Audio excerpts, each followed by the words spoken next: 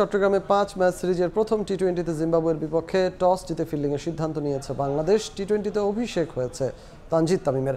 18 মাস পর টাইগার একাদশে অলরাউন্ডার মোহাম্মদ সাইফুদ্দিন। এই মুহূর্তে জহুর আহমেদ চৌধুরী স্টেডিয়ামে আছেন আমাদের সহকর্মী পার্থপ্রতিম বিশ্বাস। সরাসরি চলে যাব তার কাছে। পার্থ,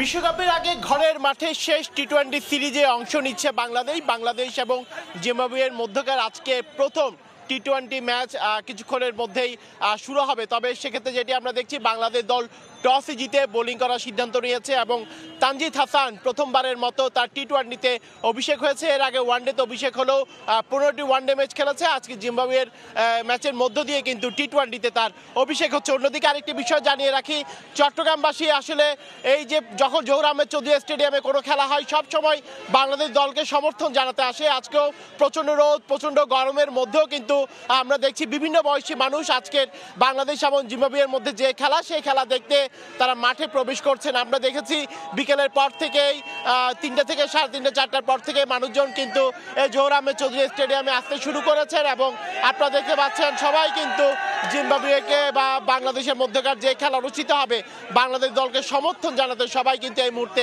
এখানে আসছেন। 4 বছর পর জিম্বাবুয়ে বাংলাদেশে আসছে আসলে সামনে বিশ্বকাপ।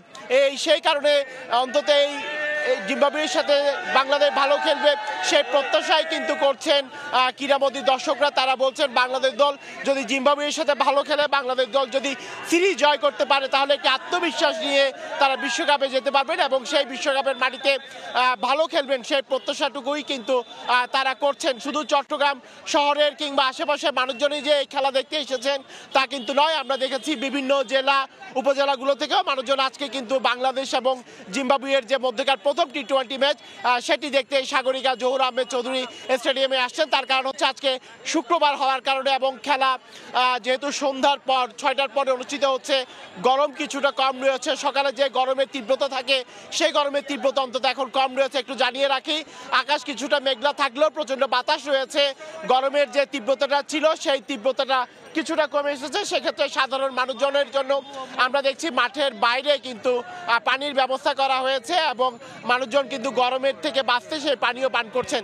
তো বলা যায় বাংলাদেশ এবং জিম্বাবুয়ের মধ্যকার যে প্রথম টি-20 ম্যাচ সেটি দেখছে প্রচুর মানুষজন কিন্তু আসছেন জহুর আহমেদ চৌধুরী স্টেডিয়ামে। তো এই ছিল আমার কাছে এখনো পর্যন্ত সাগরিকা জহুর আহমেদ চৌধুরী স্টেডিয়ামের সামনে থেকে এখানকার সর্বশেষ খবর।